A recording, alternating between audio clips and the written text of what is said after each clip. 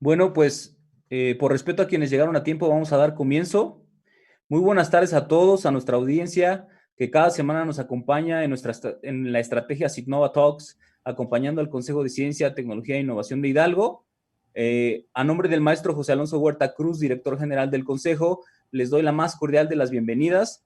Gracias por acompañarnos como cada semana, como cada miércoles. Hoy con un horario diferente, pero bueno, aquí ya listos para compartir el conocimiento, un conocimiento de top mundial y con diversos aliados y amigos que tenemos, como lo es hoy Patti Rubio, que nos acompaña. Patti es una gran aliada, amiga ya de algunos años con el Consejo, ha apoyado procesos de gestión de la innovación y emprendimiento, y el día de hoy nos va a impartir su charla que se titula Oportunidades para investigadores, emprendedores utilizando análisis de datos. Me voy a Muchas permitir gracias. presentarla, dar a conocer una breve biografía de ella, de su trayectoria, no sin antes recordarles que durante esta hora que tenemos de exposición, ustedes van a poder mandarnos todas sus preguntas a través de aquí del Zoom, en la sección de preguntas y respuestas. Yo personalmente las voy a estar verificando, filtrando, y al finalizar los últimos 10 minutos daremos un espacio para que Patti conteste sus dudas, y yo daré voz a ellas, y posteriormente Patti nos ayudará respondiéndolas. Vamos a comenzar. Y bueno, la maestra Patricia Rubio es licenciada en negocios internacionales y maestra en administración de negocios y mercadotecnia. Por más de 10 años en Intel Tecnología de México, generó oportunidades de negocio para más de 350 empresas en América Latina e implementó estrategias de mercadotecnia para crear preferencia y lealtad por la marca, así como generar demanda por los productos de la compañía. Como gerente de programas estratégicos en Canieti, desarrolló el programa Jalisco Transformación Digital para impulsar la adopción tecnológica en las pequeñas y medianas empresas, para incrementar su productividad y ser más competitivas. Fundó en 2016 su empresa Cognitsys, combinando la experiencia en negocios, mercadotecnia y tecnología para ofrecer soluciones en analítica avanzada de datos, utilizando herramientas como inteligencia artificial aplicada en la industria de retail, bienes raíces, carros autónomos, salud, educación y alimentación. Ha capacitado a más de 400 equipos en México y Estados Unidos bajo la metodología Lean Startup para el CONACYT en México y para la National Science Foundation en Estados Unidos. Actualmente brinda asesoría y mentoría en las universidades de Haas Business School en Berkeley, San Francisco State University y Santa Clara University en Silicon Valley. Como ven, tenemos a una magnífica ponente con una gran trayectoria el día de hoy acompañándonos, por cierto, mexicana, y me complace mucho presentarla y cederle el micrófono. Adelante, Pati. Muchas gracias, Mauricio. Buenas tardes a todos. Hoy me toca tener una plática con ustedes sobre algunos temas que me apasionan y agradezco tener su atención. Como lo mencionó Mauricio, tendremos al final una sesión de preguntas y respuestas. Probablemente no alcanzaré a tomarlas todas por cuestiones de tiempo, sin embargo, nuevamente por favor, háganselas llegar a Mauricio para que podamos atenderlas de forma más pertinente. Asimismo, al final de la presentación están mis datos, donde pueden consultarme o contactarme en caso de que haya quedado alguna duda o deseen ahondar más en un tema. La presentación la haré disponible nuevamente a través de Mauricio y pues con eso espero que esto sea de su interés. No me gustan mucho los monólogos, pero es el formato de esta plática. Por ende, trataré de dar una pincelada muy rápida a estos temas para dejar al final algunas preguntas. Bien. Dame oportunidad. Listo. Esta es la agenda que trataremos el día de hoy.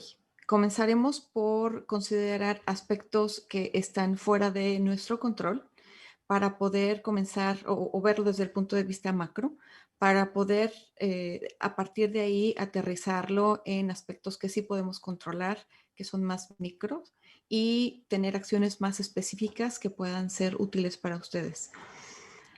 Quisiera hacer la aclaración también de que entiendo que hay una audiencia muy diversa en este canal, así que probablemente habrá temas que sean de mayor interés o tengan mayor relevancia para el aspecto, para los académicos o investigadores, y habrá temas que tengan más interés, sean más relevantes para personas que nos comparten su tiempo, que son parte de una empresa o parte del gobierno. Nuevamente, se tratarán estos temas se tocarán de una forma muy regular, en general. Trataremos asimismo conceptos básicos sobre qué es emprender, algunos modelos de negocio y finalmente aterrizar en algunas herramientas para el análisis de datos. Insisto, se tocarán de una forma muy general. Entonces, retomando lo que mencionaba Mauricio y para poder ponerlos a ustedes en un contexto respecto de por qué les voy a hablar de lo que les voy a hablar. Primero, porque soy el resultado de una mezcla, de una mentalidad que tiene sus orígenes más en cuestiones administrativas y creativas. Sin embargo, en el momento en el que ingreso a Intel, hace más de 10 años, y comienzo a identificar cómo el análisis de datos me ayudan a generar estrategias con mayor impacto en todo el mundo, estrategias de mercadotecnia para impulsar precisamente la adopción de la marca o el desarrollo y habilitación de negocios, es que encuentro esta oportunidad de ofrecer más y ofrecer decisiones con mucho más impacto que puedan ser medibles, ¿no? Entonces, con eso en mente, fundó Cognisys en 2016 para poder ofrecer soluciones que atienden diversas industrias como retail, real estate, logística. Estas industrias tienen una gran demanda de poder utilizar estos datos y poder transmitirlos de una forma que sea clara en estrategias que sean ejecutables.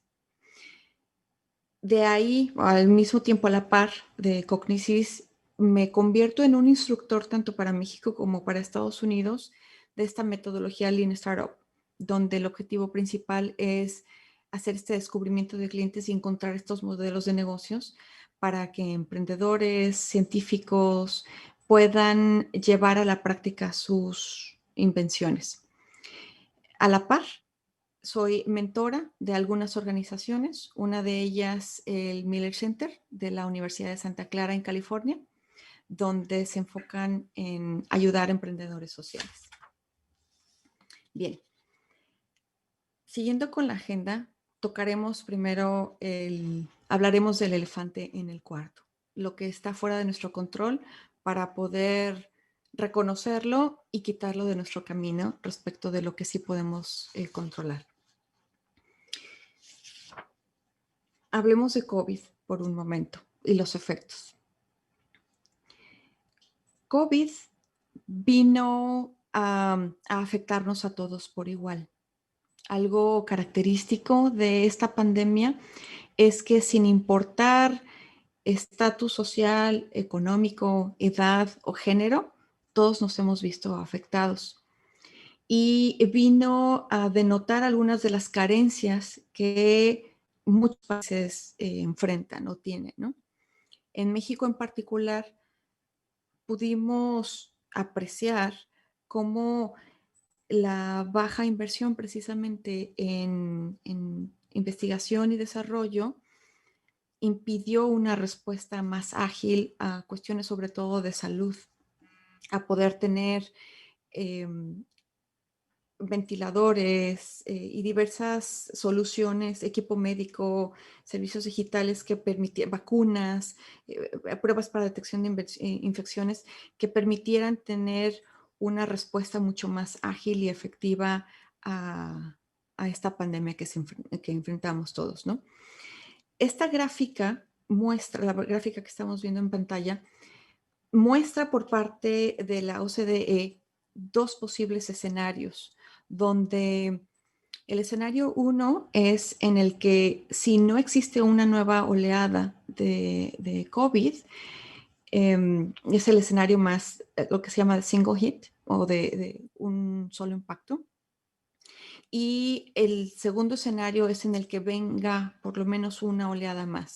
En cualquiera de los dos casos, la recuperación que se espera en el mundo de forma general es de por lo menos 2 años y lentos, ¿no? De una forma lenta, para poder llegar a donde estábamos en el último cuarto del 2019, del año pasado. Esta es otra gráfica. Por cierto, nuevamente insisto, al final de la presentación puse las ligas, algunas de las ligas más relevantes y esta liga en particular de la ONU es muy interesante porque nos habla de cuál es el nivel de inversión que diferentes países tienen en investigación y desarrollo, así como el número de investigadores que cada país está generando. La ONU enfatiza que la inversión en investigación y desarrollo es crítica precisamente para poder tener una rampa de salida de esta pandemia mejor, ¿no? Una rampa que sea mucho más rápida, una pronta recuperación. Asimismo, la ONU determinó estos objetivos de desarrollo sostenible, donde espera que cada país nuevamente incremente el nivel de inversión e incremente el número de investigadores que está generando. En el contexto global, esta gráfica, 10 países concentran el 80% de la inversión que se hace en investigación y desarrollo en todo el año, en todo el mundo. Una de las observaciones más relevantes que capturó mi atención mientras estaba haciendo esta investigación es que en México la iniciativa, las universidades invierten 4 veces más que la iniciativa privada en investigación y desarrollo. Digo, lo sabemos, ¿no? Son las principales impulsoras. Muchos de ustedes se encuentran laborando precisamente en estas áreas. En contraste, en Japón, por ejemplo, la inversión que la iniciativa privada tiene en investigación y desarrollo es un 60% más grande que la que hace el gobierno o la que hace las universidades. O en respectiva, en Estados Unidos, por ejemplo, para tomarlo como consideración también, tiene una dinámica muy similar a la de Japón, donde la inversión en investigación y desarrollo se realiza principalmente por la iniciativa privada. Sabemos, uno de los retos de la inversión en investigación y desarrollo es que los resultados no son inmediatos. Precisamente por ello es apostarle con aras a tener resultados en el corto, mediano, largo plazo. Y es una de las principales carencias o de lo que más adolecemos en México. Bien, hacemos ahora a tocar brevemente lo que sí podemos controlar, lo que está en nuestro poder. Uno de los factores principales por los que el Silicon Valley despegó en su momento, obviamente tomemos como referencia que a raíz de COVID todos nos hemos visto afectados, ¿no? Y hay una gran fuga de empresas del Silicon Valley, pero ese es tema para otra ocasión. Uno de los principales factores que ha hecho que el Silicon Valley haya despegado es la adopción de esta mentalidad de equivócate pronto y equivócate constantemente o de forma seguida y equivócate hacia adelante. ¿Qué significa y qué impacto tiene esto? Gracias a que se adopta esta cultura del error y de equivocarte está bien, permite que investigadores, emprendedores, académicos formulen hipótesis que buscan resolver problemas reales y que adopten esta mentalidad de prueba esas hipótesis, valida esas hipótesis, sal al mercado y date cuenta si funcionó o no funcionó, y si no funcionó, vuelve a iterar, ¿sí? Esta constante iteración es una de las principales razones por las que se desarrolló esta comunidad de emprendimiento en el Silicon Valley y que ha detonado tantas empresas que les ha ido bien, sobre todo en materia de tecnología. ¿Qué relación tiene esto con ustedes? Primero, el que desarrollen una mentalidad inquisitiva, creativa, curiosa, que busque preguntarse constantemente ¿para quién estoy realizando esta investigación? ¿Cuál es el objetivo de este producto o servicio? ¿Quién satisface? ¿Qué problema o necesidad resuelve? Y ser capaces de adoptar la mentalidad de que estamos equivocados, ¿sí? Que no hay alguien ahí afuera que tenga una utilidad práctica para la invención que están realizando. Esta es lo que es relevante para ustedes. Abrazar el error como parte del proceso diario, ¿no?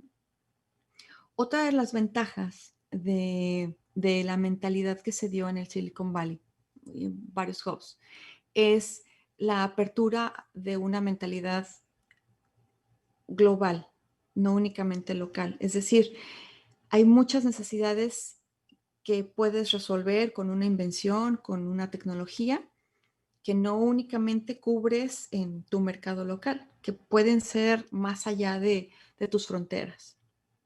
Bien, vamos a platicar ahora de algunos programas que comienzan a aterrizar este tipo de metodología, de adopción de una mentalidad propensa al error, a iterar, y a iterar lo más pronto posible. Mauricio les platicó hace unos momentos sobre los programas I-Corp.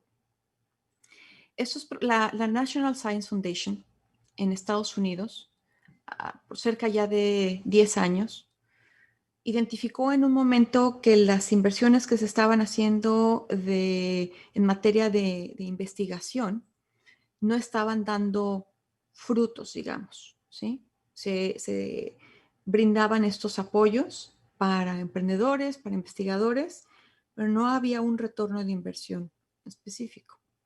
Entonces, desarrollaron una metodología con el objetivo de que antes de que los investigadores o emprendedores llegaran a pedir más fondos, hicieran esta validación de mercado, donde antes de continuar invirtiendo tiempo, dinero y esfuerzo en una idea, una investigación, una invención, pudieran formular ciertas hipótesis, salir al mercado y probarlas y generar esta iteración hasta poder identificar mejor, con mayor nivel de éxito, que lo que ustedes están desarrollando o lo que el investigador está desarrollando tiene una aplicación práctica en el mercado.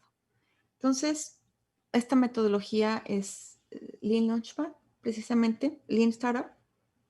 Se inició en Estados Unidos, insisto, alrededor de hace ya 10 años.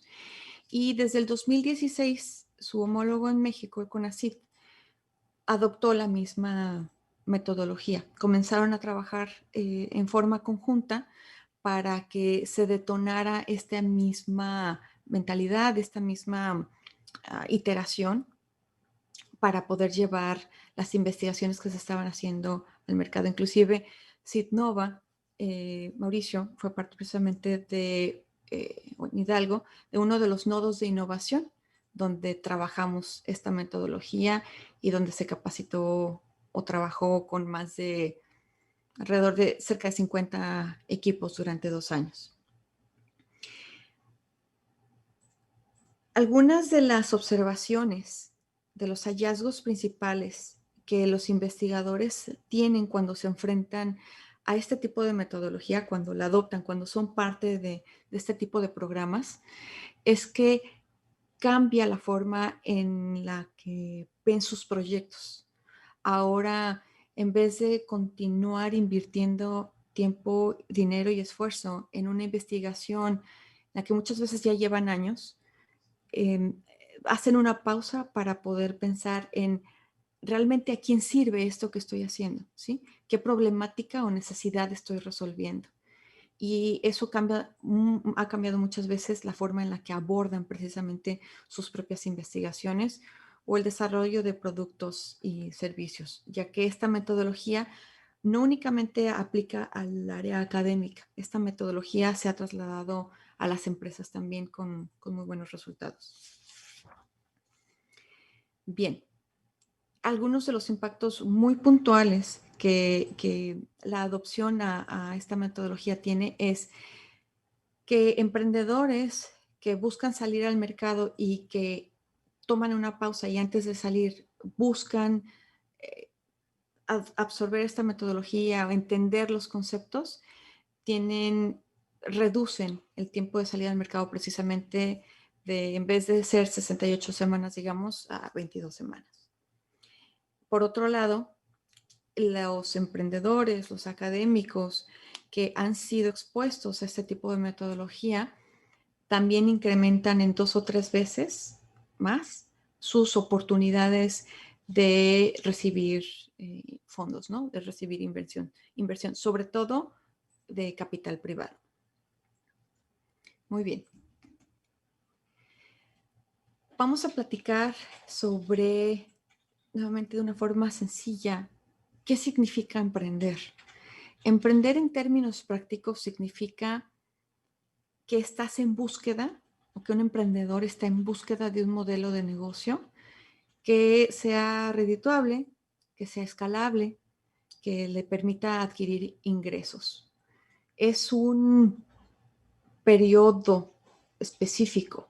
La idea es que un emprendedor o un emprendimiento escale y se convierta en una empresa. Así es de que es momentáneo, digamos. Lo mencioné hace un momento. Un emprendedor precisamente se encuentra en esta búsqueda. Por eso es la formulación de hipótesis, donde asumes que alguien ahí afuera se puede ver beneficiado por lo que tú estás inventando, por la idea que estás desarrollando, por la tecnología que estás desarrollando, ¿sí? Lo asumes y comienzas en ese proceso de búsqueda, ¿sí? De esa forma eres un emprendedor y no necesariamente es un emprendedor que forma una empresa. Hay lo que se llaman intrapreneurs, ¿no? Personas que tienen esta metodología, esta mentalidad, estando trabajando para una empresa. Ahora bien,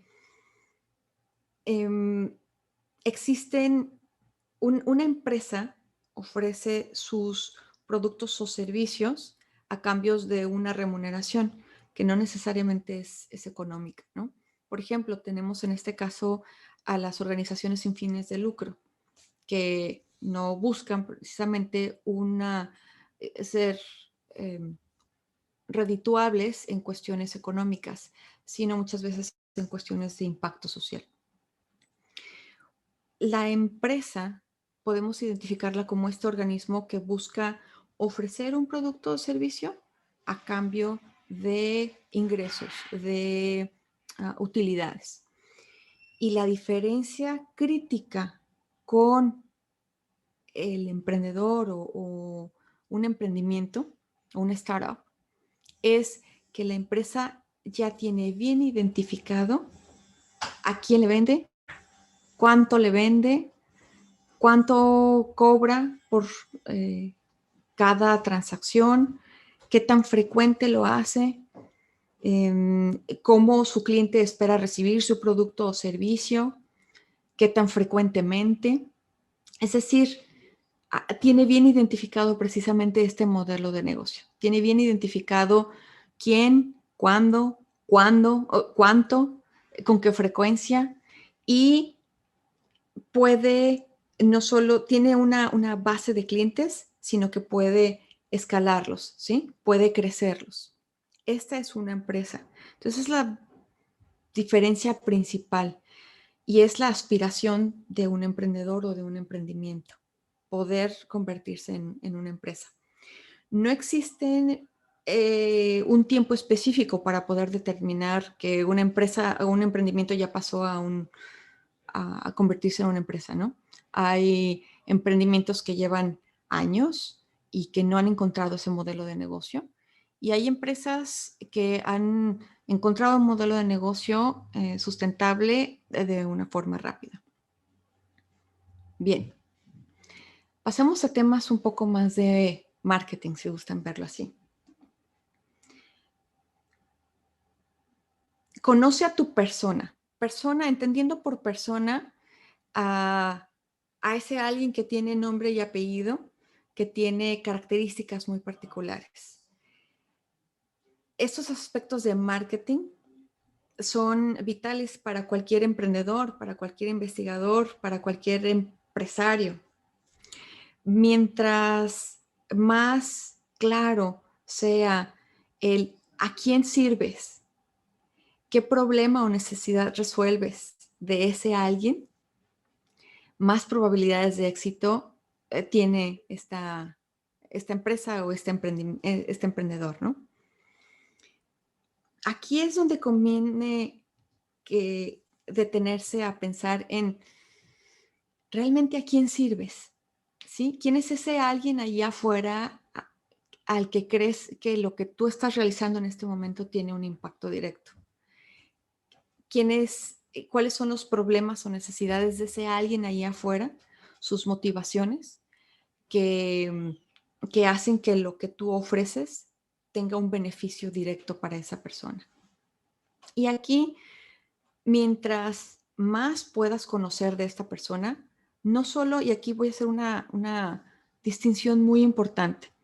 Como buena mercadóloga, desde hace muchos años, uno de los principales objetivos era conocer aspectos demográficos, económicos y sociales para fin de buscar realizar una campaña de mercadotecnia o buscar realizar la venta de algo, ¿no? Sin embargo, ya no es suficiente.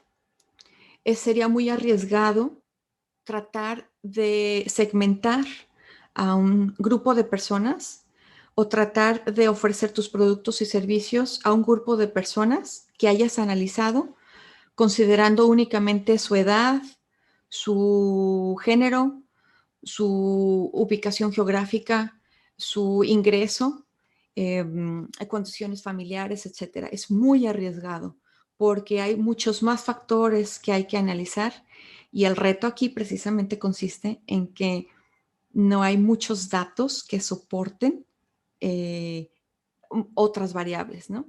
Es decir, te puedes encontrar con que bases de datos de la INEGI, por ejemplo, serán expertas en indicarte los aspectos que mencioné anteriormente. Sin embargo, hay cuestiones adicionales como hábitos, rutinas, comportamiento en medios digitales que es importante poner atención también, insisto, para incrementar las posibilidades de éxito de un producto o un servicio. Esta diapositiva me gusta mucho porque nos habla de cómo las motivaciones de cada, estoy usando aquí una palabra diferente, una generación, ¿no? En la diapositiva anterior fueron personas, cómo las motivaciones de cada persona son diferentes, ¿sí? Cómo las motivaciones de cada, en este caso, generación, entendiendo por generación a este clúster o esta agrupación de personas que tienen en común el año en el que nacieron, básicamente, ¿no? Nuevamente sería muy arriesgado buscar ofrecer soluciones a alguien con base únicamente en el año en el que nacieron. Sin embargo, tiene mucha relevancia para cuando buscas ofrecer tus productos o servicios. Cada una de estas generaciones o personas reaccionan de forma distinta a los medios de comunicación, a su dinámica diaria, a la dinámica del empleo. Recientemente la dinámica de cambios de empleo es mucho más acelerada, ¿no? Las generaciones anteriores buscaban hacer carrera en las empresas y eso ya no es tan común. Cada una de estas personas ve aspectos de tecnología, de ingresos, de ahorro para el retiro, de forma de vida, de filosofías, de una forma muy diferente. Insisto, mientras más conozcamos a quién servimos, para quién va este producto, este servicio, esta tecnología, esta idea que estoy desarrollando. Mientras más claro lo tengamos, más probabilidades de éxito. Y ojo, aún las empresas, gran cantidad de empresas, no se detienen a pensar en si están segmentando adecuadamente. Tienen una tracción ya, este modelo de negocio, ¿no? Que se dedican únicamente a ejecutarlo, pero se detienen poco a analizar cuáles han sido los cambios que se han presentado y con eso dejan de ir oportunidades muy interesantes de negocio. Bueno, pasemos a platicar nuevamente sobre, de una forma muy breve, sobre algunas técnicas de análisis de datos. Como han visto hasta este momento, todo parte de lo que no podemos controlar, seguido de lo que está a nuestro control, sobre todo en cuestiones de mentalidad y de una cultura que abrace el error como algo bueno, algo que te ayuda a crecer. Identificamos qué es emprender, cuál es la diferencia entre un emprendimiento y una empresa o una organización. Entendimos cuáles son las características principales, cuáles son los drivers, las motivaciones, los porqués, ¿no? ¿A quién sirven estos emprendedores o estas organizaciones? A final de cuentas, sirven a alguien independientemente de su tamaño. Y cuando tienes identificado más o menos a quién quieres servir, tienes identificado qué es lo que quieres ofrecer y has adoptado ciertas metodologías para poder validar tus hipótesis, es que, digamos, llegas al momento de, ¿y ahora cómo analizo esta información? ¿Cómo le doy uso? ¿O qué puedo hacer? ¿Qué herramientas puedo obtener para sacar mayor provecho, ¿no? Para fundamentar mis hipótesis, mis validaciones y llevarlas al mercado. Bueno, existen diferentes técnicas de análisis de datos. A mí me gusta verlas en dos aristas. Una es lo que ya pasó, los históricos, las tendencias, datos de cosas nuevamente que no puedes controlar, que están en el pasado. Lo que ya no puede ser modificado, pero que sirve como referencia para el futuro. Cada una de estas fases tiene sus propios retos y oportunidades. Cuando trabajamos con el análisis descriptivo y de diagnóstico, nuevamente volteamos a ver qué pasó, por qué pasó, cómo pasó. Tenemos análisis aquí tenemos que considerar factores internos, muchas veces a la empresa, y factores externos, ¿sí? Hay datos que dentro de la misma empresa pueden afectar el por qué un producto se vendió más que otro, y hay factores externos, nuevamente, que hayan afectado por qué un producto se vendió más que otro, digamos, en cierto tiempo, como cuestiones de clima, como pandemias, como accidentes, N, ¿sí? Nuevamente, es importante siempre considerar factores internos y externos. Les mencionaba que cuando trabajamos tanto con análisis descriptivo como de diagnóstico, consideramos datos históricos, de tendencias, causalidades y correlaciones para poder entender los diferentes factores que tienen relación con un efecto que ya pasó, ¿no? A partir de este análisis del pasado, digamos, podemos determinar el futuro o las otras dos vertientes, que son el análisis predictivo o prescriptivo o de recomendación, que me gusta llamarlo, ¿sí? Con base a lo que ya pasó, ¿qué puede pasar? ¿Qué modelos puedo aplicar para considerar o alterar las variables precisamente para obtener resultados que no tengo considerados. Sobre todo, una de las ventajas del análisis de datos es que te permite ver cosas que no están a simple vista para el ojo humano, ¿sí? Permite que muchas veces machine learning o ciertos algoritmos que empleamos nos permitan ver datos que nunca hubieras considerado si no hubieras corrido estos algoritmos o estos modelos, ¿no? Simplemente porque las cantidades de datos pueden ser exorbitantes. Algo que me gusta considerar o que me gustaría que consideraran es que hay una gran necesidad de poder traducir este análisis de grandes cantidades de datos en una forma de que los demás lo entiendan de una forma simple y que les permita tomar decisiones. Es un reto mucho más grande de lo que se imaginan y un gap, una necesidad mucho más grande de la que se imaginan. Porque por un lado pueden tener a los científicos de datos que pueden ser capaces de decirte, mira, aquí están todas estas tendencias, aquí están estas correlaciones, esta es la predicción de lo que puede suceder. Sin embargo, si no eres capaz de identificar qué es lo que estás buscando, si no eres capaz de identificar y esta información para qué me sirve, pues es tanto como tener un Ferrari en tu garage y que no sepas qué hacer con él, ¿no? Entonces, no menosprecien esta oportunidad, la capacidad de sintetizar y de traducir de una forma amigable los hallazgos del análisis de datos. Bien. Les voy a hablar brevemente de las diferencias entre inteligencia artificial, aprendizaje de máquina o machine learning y aprendizaje profundo. Principalmente,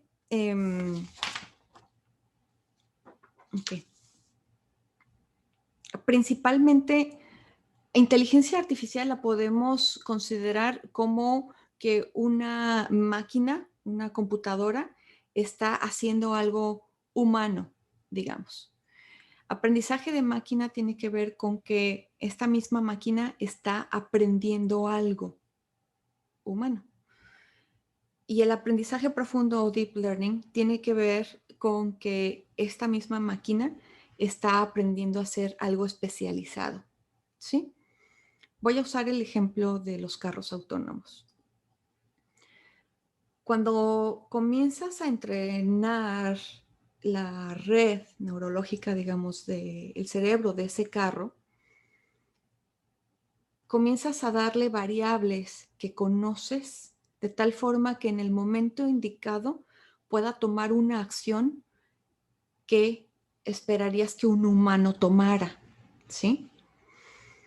Sin embargo, para que un humano pueda tomar la decisión de frenar o acelerar o ir en preventiva, ¿no? Disminuir la velocidad, dar vuelta, etcétera, es un conocimiento que desarrolló a lo largo de muchísimos años y de diferentes factores y variables. Lo que se busca con la inteligencia artificial precisamente es enseñarle a una máquina a que haga lo mismo. Hay muchas cosas que no le puedes enseñar y de ahí hasta ese punto más profundo es donde se encuentra este deep learning, con conocimiento que no le puedes enseñar específicamente, conocimiento que no le puedes etiquetar, que es lo que se hace más con el aprendizaje de máquina, para que este algoritmo encuentre esos patrones y tome las decisiones, aunque tú no se las hayas enseñado. Lo que se espera es que esta máquina, precisamente, o después de esta gran capacidad de cómputo y de análisis y de aprendizaje, que pueda tomar decisiones que muchas veces nosotros ni siquiera tomaríamos, ¿no?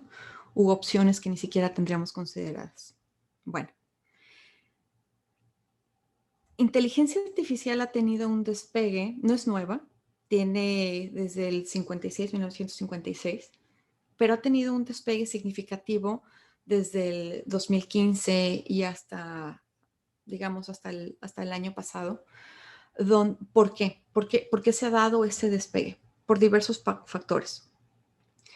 Existe una maduración mayor, una maduración en los usuarios que están utilizando el análisis de datos, algoritmos y las diferentes herramientas, ¿no? La capacidad de cómputo es mayor también. Hay muchas opciones para el análisis de datos que, por ejemplo, ya son de muy bajo costo, inclusive gratuitas. Abundan los datos. Esa es otra de las grandes ventajas. Hay una disponibilidad increíble de algoritmos y librerías de libre acceso para precisamente poder adaptarlos a las necesidades que cualquier científico de datos pudiera tener. Y nuevamente, la disminución de los costos y las barreras en la adopción de inteligencia artificial ha disminuido, lo que ha permitido que el acceso sea mayor, ¿no? Bien, vamos a ver. Por cuestiones de tiempo, voy a comenzar a resumir. Les voy a dar algunos ejemplos de dónde se está utilizando la inteligencia artificial hoy en día. Más de alguno de ustedes seguramente utiliza Netflix o Spotify o Amazon, donde la inteligencia artificial, vista como machine learning principalmente, permite que nosotros como usuarios tengamos una serie de recomendaciones con base a los históricos, a lo que ya vimos, con base a las series que comenzamos a ver y que dejamos de ver, con base a el tipo de perfil que tenemos, si es familiar o es de una sola persona, con base a, nuevamente, n cantidad de variables, n cantidad de puntos, ¿sí? De datos que al momento de generar estas correlaciones permiten que al final de la página donde estás buscando en Amazon, digamos, te diga, las personas que además compraron este artículo que tú acabas de comprar o que quieres comprar, también compraron esto otro, ¿no? ¿Qué genera esto? Pues que dos cosas principales. Una, que consumas más, que sientas que la forma en la que te atienden es mucho más personal, que están escuchando tus necesidades, tus problemáticas, tus motivaciones, ¿sí? Y para eso el resultado es debido precisamente a este análisis de datos que se deriva en recomendaciones simples, ¿no? Por decirlo de alguna forma. Algunas páginas, otro ejemplo, son los chatbots, por esto la imagen que están viendo. Probablemente algunos de ustedes se hayan percatado que en varias páginas web existen estos chats, ¿no? De ayuda. Escribe aquí tu respuesta, donde muchas veces es un lenguaje natural de procesamiento que ya está entrenado para que, dependiendo del input, ¿no? O de las preguntas que el usuario haga, tenga ya ciertas respuestas preconcebidas para poder ayudar a solucionar la problemática de ese cliente, de esa persona, disminuyendo muchas veces el costo de tener personas atendiendo a esos chats únicamente, ¿no? Entonces, ese es otro ejemplo. Otro ejemplo, por ejemplo, es con Uber. Uber, más allá de haber generado esta disrupción en el traslado de personas, ha utilizado todos esos datos generados durante años para entender precisamente estos patrones de comportamiento, no únicamente de las personas, sino de sus necesidades de consumo. Y en este caso, esto se amplía inclusive hacia los negocios, ¿sí? Entonces, la dinámica de que Uber tiene, por ejemplo, uno de sus objetivos es tener estos drones, ¿no? De entrega, donde nuevamente ya no dependa tanto del el recurso humano, sino que utilice otros recursos que pueden ser más escalables, más económicos, más eficientes para generar más ingresos a la compañía. ¿Qué otras empresas? Tenemos a Tesla, con el ejemplo de los carros autónomos que mencioné, Nikola, con el ejemplo de los camiones autónomos, que sigue una misma filosofía, Alexa o Google Home, que también utilizan este procesamiento de lenguaje natural para poder, tu celular sencillamente, ¿no? Apple, con Siri, para poder identificar, reconocer el input, en este caso un comando de voz, y poder generar una respuesta con base a esa entrada de información. Bien, de forma muy breve les comento, les reitero que esta presentación va a estar disponible. ¿Qué herramientas pueden utilizar desde hoy? Comenzando por el Excel, ¿no? Excel no lo menosprecien, es una gran oportunidad, una gran herramienta que pueden utilizar para hacer análisis desde muy básico hasta cosas algo complejas. También se encuentra Tableau, que es muy común, que inclusive tiene algunas versiones gratuitas, y el Power BI de Microsoft, que también tiene herramientas muy, muy interesantes. Bases de datos.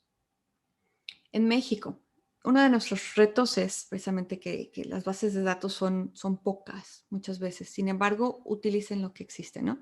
Está el INEGI, está el INPI, el INAI, el INEGI, ya lo mencioné, y otras fuentes de datos como el Banco Mundial, la UNESCO. Hay muchas agencias de mercadotecnia que tienen fuentes interesantes de información, muchas veces y en su gran mayoría con costo, ¿no? Y retomen lo que existe ya en las universidades. Hay un gran almanaque de información que puede estar al alcance de su mano. Para cerrar, me gustaría que se quedaran con 4 ideas principales. Primero, todo cambio comienza con ustedes, con esta mentalidad curiosa que abrace la oportunidad de equivocarse como algo bueno, que todos ustedes se pregunten, hagan una pausa y digan, ¿a quién sirvo? Que más allá de seguir pensando en nosotros mismos, vayamos más allá y digamos, ¿a quién sirvo? ¿A qué problema o necesidad busco resolver?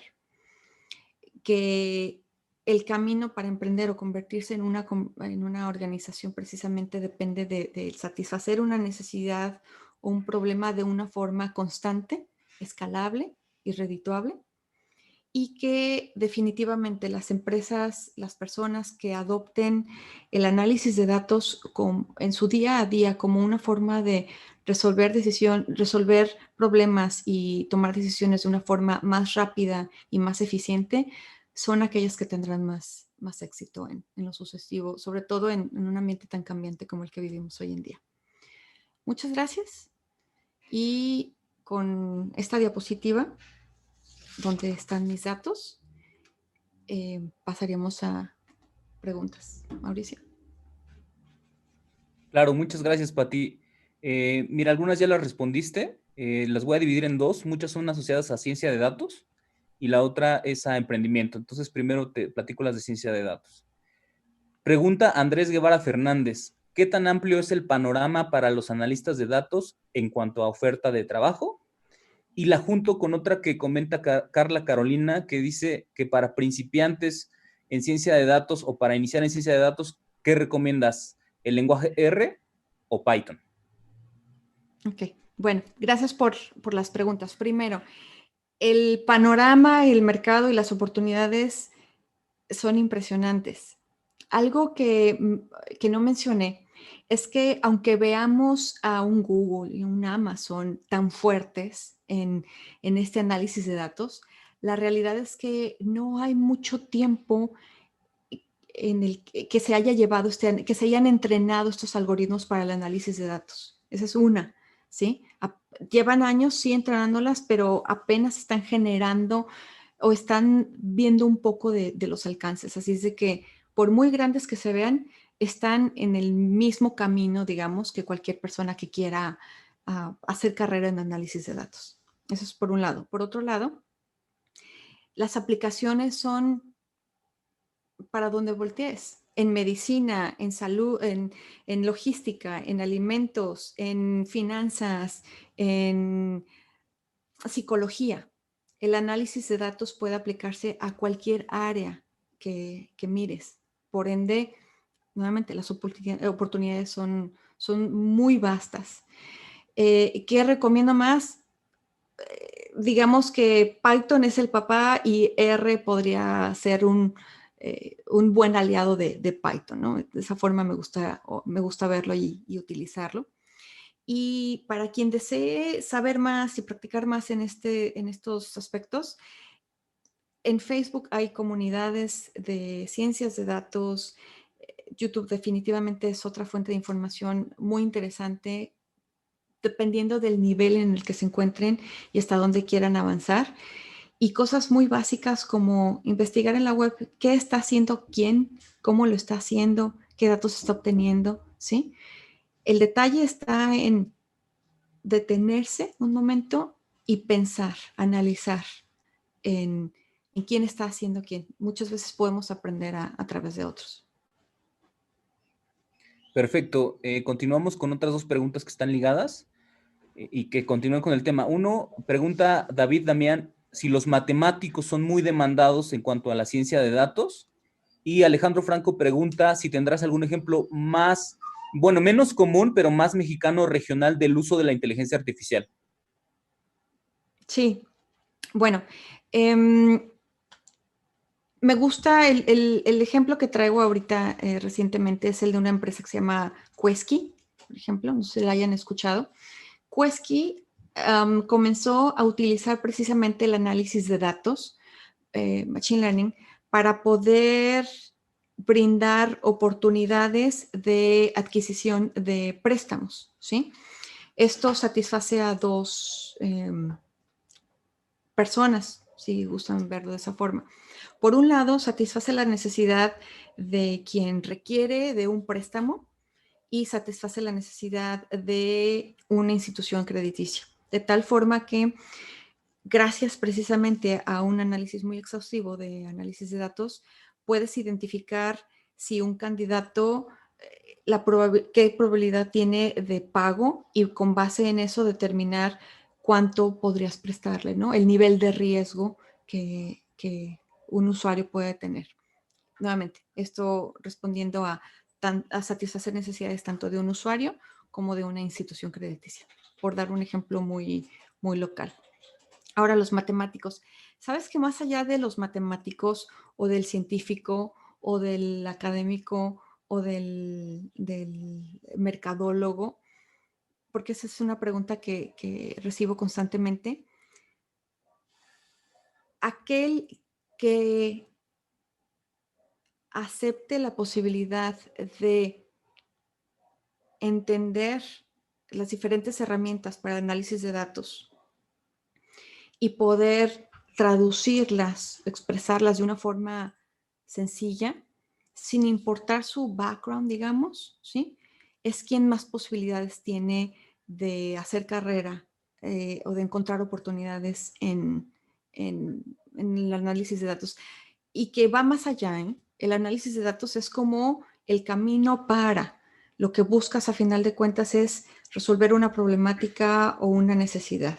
El análisis de datos es una herramienta que utilizas para lograrlo. Perfecto. La última, Pati. Nos comenta Jorge Martínez. Dice, tenemos un proyecto de emprendimiento educativo, un producto que necesita validarse. ¿Hay métodos para hacer la validación de manera no presencial? Sí, por supuesto. Digital, que es algo que COVID nos ha traído, ¿no? El reto de tener que estar frente a frente se ha visto favorecido, digamos, o nos ha obligado a que busquemos formas mucho más dinámicas de resolver esta problemática. Así que sí, tanto la adquisición de la metodología puede hacerse de forma virtual, como en este caso, el descubrimiento de clientes o la validación de esas hipótesis, de esos proyectos, pueden hacerse también de forma virtual. Todo tiene sus retos, sus pros y sus contras, pero sí puede realizarse. Perfecto. Pues son todas las preguntas que tenemos disponibles, junto con las de redes y las del chat. No me queda más que agradecerte, Pati, por tu tiempo, por el conocimiento que nos traes, siempre valioso, ¿no? Nosotros buscamos siempre aliados como tú, que han tenido una gran trayectoria en el uso de todo este conocimiento, sobre todo aplicado a la industria, aplicado a los procesos académicos, como es tu perfil, como es lo que tú hoy nos traes y nos explicas. Y bueno, no me queda más que darte nuevamente las gracias a nombre del Consejo de Ciencia, Tecnología e Innovación de Hidalgo, a nombre del Gobierno del Estado, por apoyar esta iniciativa que justo cumple con lo que acabamos de cerrar en la pregunta, ¿no? ¿Cómo llevamos la educación, cómo llevamos el conocimiento a todos lados en cuanto al territorio hidalguense e inclusive a nivel país, sin tener que estar presencialmente, con todos los retos que la pandemia hoy nos trae, con todo lo que conlleva y pues bueno, también trae oportunidades, ¿no? Como el tú estar en Estados Unidos radicando y hoy tenerte aquí a través del Zoom en un ratito platicando con nosotros. Te lo agradezco y por último, me gustaría invitar a la audiencia a nuestra nueva charla, a nuestra nueva conferencia que va a tener lugar el próximo miércoles. Retomamos horario y bueno, vamos a tener acompañarnos al doctor Iván Castillo Pérez, investigador del Instituto de Química de la UNAM, investigador SNI nivel 2, y su ponencia va a tratar de compuestos de cobre inspirados en enzimas para el aprovechamiento de la biomasa. Un tema muy profundo, muy interesante, muy específico, pero bueno, que como ya vieron hoy con Pati, pues trae ponentes de la mano con mucho nivel, con mucha expertise, y esperemos que lo aprovechen y seguimos invitándolos como cada semana a estar con nosotros. Muchas gracias, Pati, un abrazo a la distancia, todo lo mejor y seguimos a tus órdenes. Gracias, audiencia, nos seguimos Gracias a viendo todos. y síganos en nuestras redes. Excelente tarde. Hasta luego. Hasta luego.